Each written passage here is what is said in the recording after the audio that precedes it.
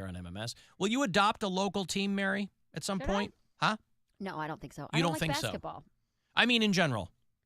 No. Will you become a Giants fan, or will the I don't Knicks? know, maybe. Or yep. We'll Okay. see. We'll see how football season feels around here. Mm-hmm. You can really pull a switcheroo and become a Jets fan.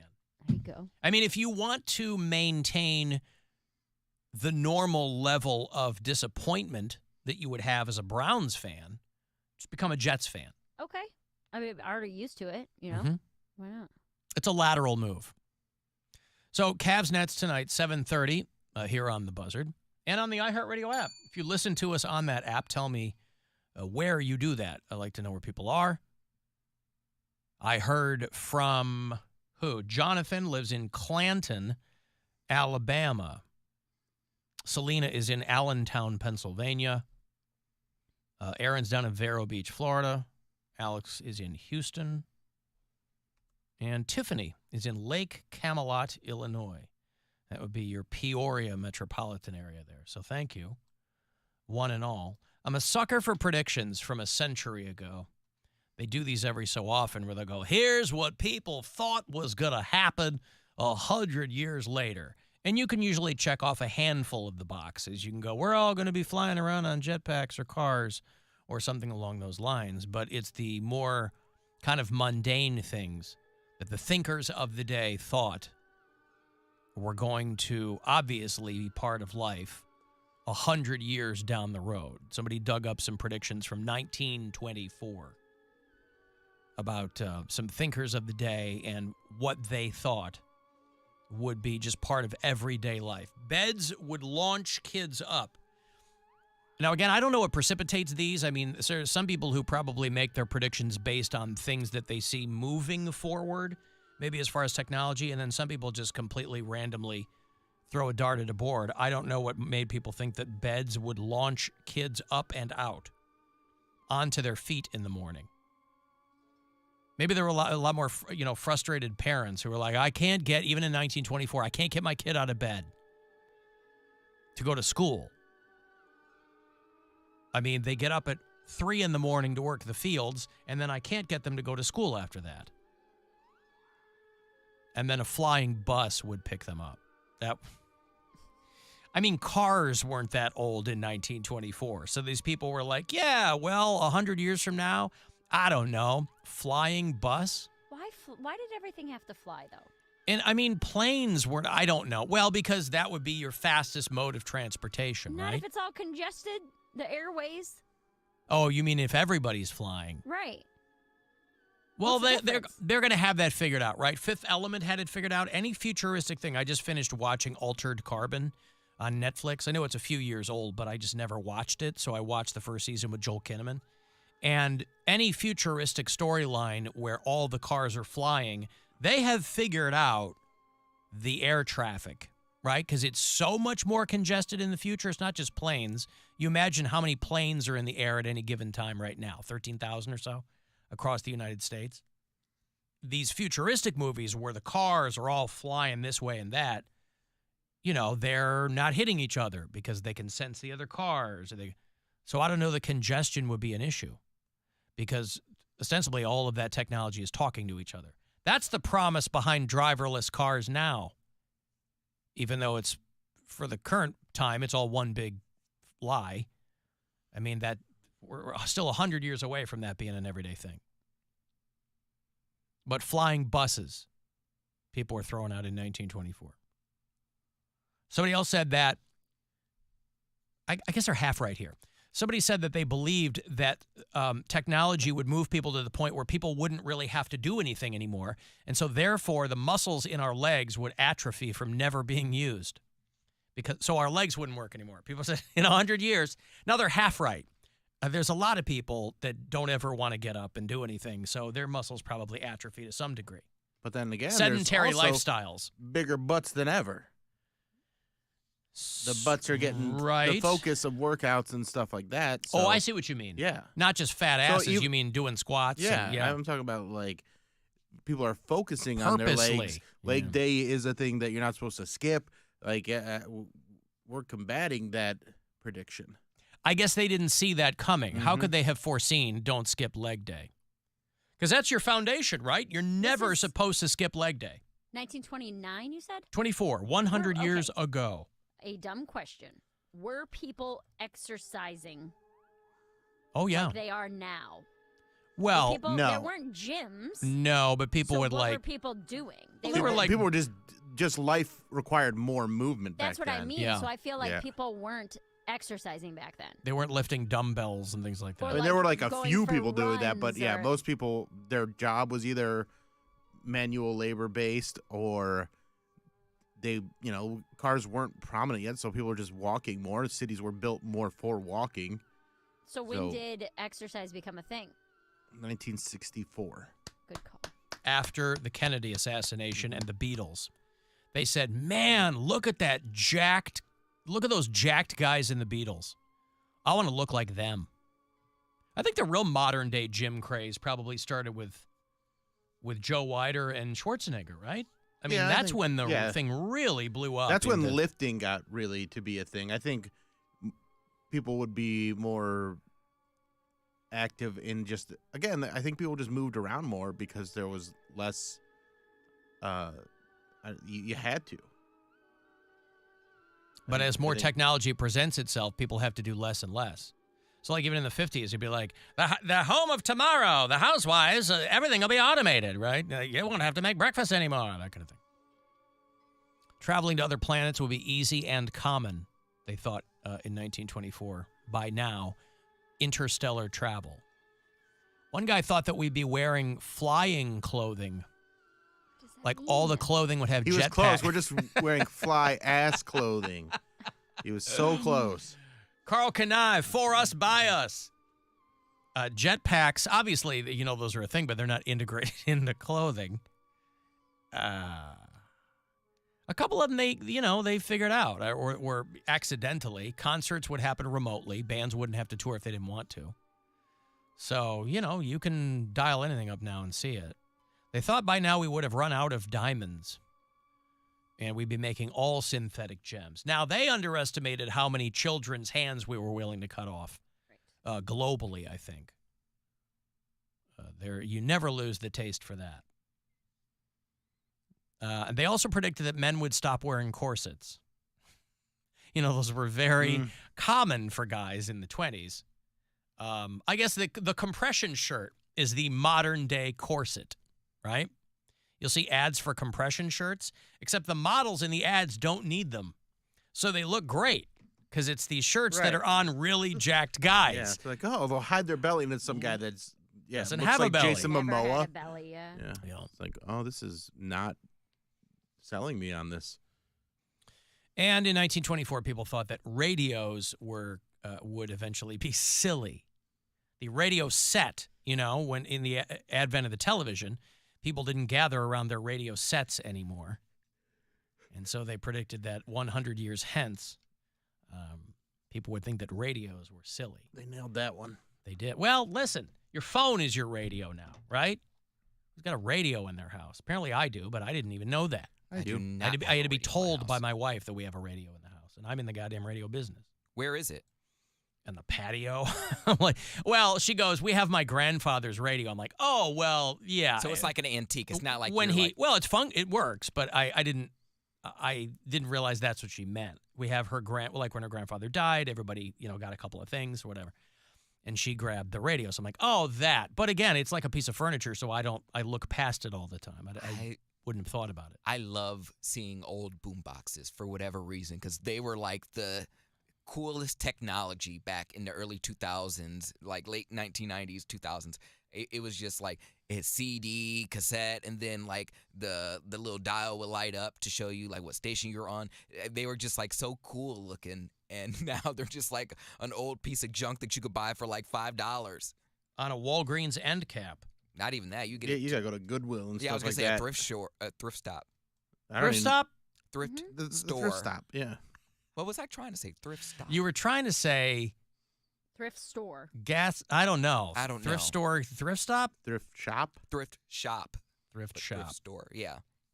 And my grandmother's, we had her boombox. It was a KVC You're- kaboom box. You mean JVC? JVC. Or was it a JVC. knockoff No, it was brand? JVC. It could have been KVC. KVC. JVC kaboom box. Like I was Walgreens would sell you Kobe because the logo looked exactly like Sony. It's a Kobe Walkman. I Run wonder- Boy or whatever they called them. and all the stuff that my mom still has in the garage, like all when we moved her out. I wonder, does she still have my Nickelodeon alarm clock? It was like part radio, part alarm clock, and it had like the cool little Nickelodeon design on it. And I saw something on, it was like a meme on Facebook or something like that, that those are worth a lot of money. So I have to go back in and find it. I'll polish it up. I You was should. unpacking my box that said memories on it the other day that I haven't opened in forever. And inside was a set of desk speakers, Bose desk speakers that you had to like plug into one Bose? another and then plug into the wall. Yeah. And then it had like a jack for your phone or CD player or whatever. Plugged them in. They sounded amazing. Still Well, it's sounded Bose. great. Bose is great. Bose is awesome. But they're Yeah. from like 2006. Yeah, I Still. Bose remember. makes quality Yeah. stuff, man. The I'm tech like, dude, these lasts. are 18 years old. Yeah. Yeah, Everybody it's else crazy. is putting obsolescence planned into their tech. Oh, this phone's not going to work in 5 years. You have to get a new one. But those speakers, boy, they still kill it. I remember when I was on the road working a lot, I would travel around with those so that I could watch series on my laptop. Yeah. Not even like on Netflix. I'd either download them legally, not using anything like Kazaa or anything like that, or Pirate Bay. But I'd do that, or because like the laptop speakers were so weak, I needed better speakers, and so I'd travel around with those. Alan, I have a radio from 1948. I should try to see what you all sound like. Yeah, put the show on. See Oh what my we sound God, like. that would be so weird. I mean, I got that record player that's got a radio in it, and I'll listen to, like, I've listened to 2 Hours to Midnight on it, or I'll listen to Guardians games on it and stuff like that. I like it. Say, Bill, say, Bill, did you see the sporting event last night? Sporting event. Do you want me to also do this bit with you without the effect? Yes, I do. You're in the future, yeah. Oh, I'm in the future talking to past Alan. Gotcha. Yeah, I watched it last night. Were you shocked at the amount of African Americans on your television? I sure was. They had a homosexual Oh. that demands. Oh. In his post-show interview, he described himself as a gay Negro. Of course, in the 20s, gay meant super happy. So that probably wouldn't have. Alan, they absolutely had gyms in the 20s. All right. But women weren't going to them. Well, women weren't Listen, doing a lot of things in That's the what I 20s. They mean. weren't allowed to do Not things. saying that we never said they didn't have gyms, but it wasn't as prominent as it is like now. Right. I feel like gyms were really for the wealthy. Because they were the fattest. Mm-hmm. They still are. Alan, I just threw out an old 90s boombox yesterday. Threw right in the trash. Don't do that. Oh. Okay. I love predictions. And now, time for Brian's Super Bowl 58 prediction. My money's on Kansas City, but go San Francisco. The rest of them go to fucking hell. All right, well, there you go. All right, Brian. Place your bets now. There's Brian with his Super Bowl prediction. Thank you, buddy. Stansbury is talking about this guy who has incorrectly predicted the Super Bowl winner for 16 years in a row. And so when he puts out his prediction, there are a lot of people who will place the opposite bet. And he's picking the Kansas City Chiefs this year. So We'll see if he gets it right. So he's bet against the Kansas City Chiefs twice and bet on them the only time they lost against Tom Brady. That's crazy. I've been watching a lot of these old NFL films, Super Bowl recaps that they do. John at the end. Facenda. Yeah, exactly. Yeah, John Facenda narrates them. Steve Sable is the guy behind NFL films. And I've seen a lot of them, but I never watched the early ones. So I watched from the beginning, Super Bowl I. I'm up to Super Bowl, I think 27 or 28 right now, whichever the Broncos' first Super Bowl is the one I'm on right now. And I love these. The crazy thing was the run that the NFC had, winning 13 Super Bowls in a row. Mm-hmm. It was the Raiders, and then it was 13 NFC teams, and then the Broncos finally won one. And just a lot of memories from those late 80s, early 90s ones, and little clips from the ones in the 60s and early 70s where they're showing like they have new technology for back then. Like they have one where Hank Schramm, is that It sounds vaguely familiar. I don't know if remember it's Hank or Frank, but he was the Kansas City Chiefs head coach, and they have him mic'd up, and he's like, "All right, boys, let's get out there and do this. We're going to run a reverse on this play." And he's just like walking around. He's like, "Check this out. We're running a reverse. We're running a reverse." And I'm like, this is the head coach. He's like half paying attention to the game, just like walking around and be like, "I have a lot of good ideas. I'm really proud of you boys." Hey, let's get out there. He's wearing a suit on the sideline. Kramer explains why. We started out rather haphazardly the first few games of the season. And then there was a great attack upon us by the press media that we were all old, that we were over the hill, that the Packers are all old men. And a number of articles about the old Green Bay Packers. They're too old, they're over the hill, over the hump. It was an attack by the press media, according to that guy. Pesky press John media. Facenda. They were all old. Even when they were in their early 20s, they looked 65 years old. I saw some of these players, and I was like, that is a professional football player. He looks 75 years old. It's like when they'd have ball players in the 70s in the bullpen, like smoking before they went up to bat. They're like, this guy's 27. They're like, oh, my God, he looks 50. Oh, yeah. I mean, they were all drinking and smoking constantly. But people also died at 50. Right. So they were middle-aged. Right. Hey, Margaret. Hi. Hi. So it's kind of a random question, but did you guys get solar eclipse, like special glasses yet? Are you planning on it? I think MMS is handing out like thousands and thousands of them at some point. Okay. I'll just steal one of ours. I ordered a couple for my family, and we got them. And you literally, have you ever tried them on? for you. Yeah. Yeah, thank you.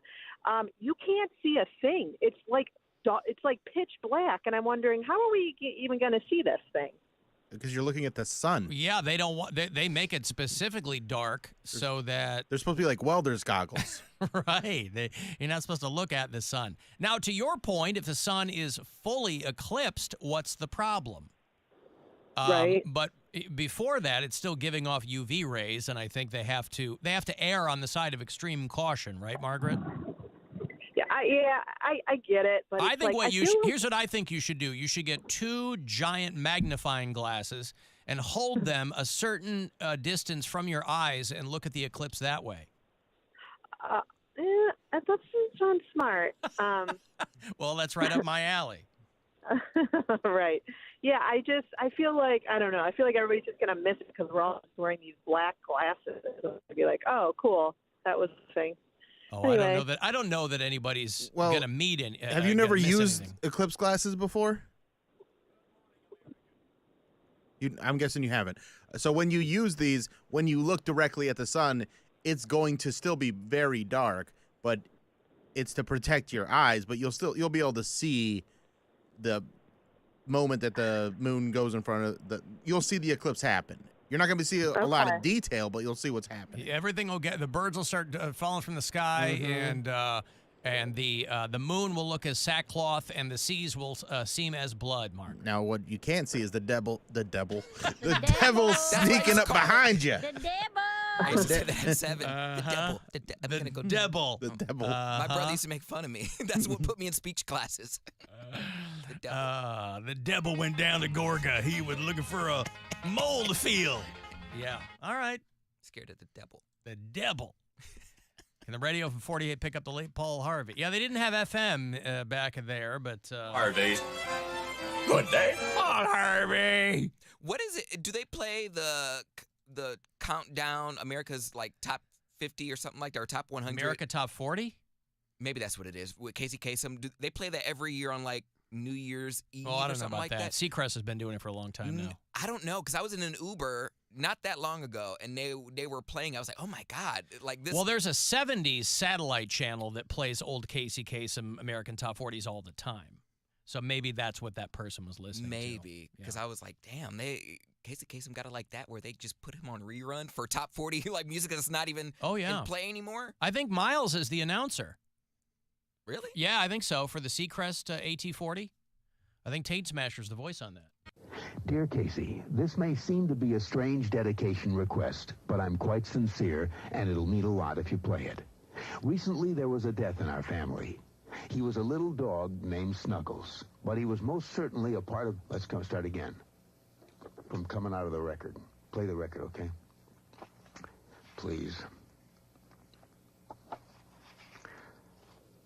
See, when you come out of those up-tempo goddamn numbers, man, it's impossible to make those transitions, and then you got to go into somebody dying. You know, they do this to me all the time. I don't know what the hell they do it for, but goddamn it, if we can't come out of a slow record, I don't understand it. Is Don on the phone? Okay, I want a goddamn concerted effort to come out of a record that isn't a fucking up-tempo record every time I do a goddamn death dedication. Now, make it, and I also want to know what happened to the pictures I was supposed to see this week. This is last goddamn time. I want somebody to use his fucking brain to not come out of a goddamn record that is that's up tempo, and I got to talk about a fucking dog dying. This is the Alan Cox Show. Everywhere on our free iHeartRadio app.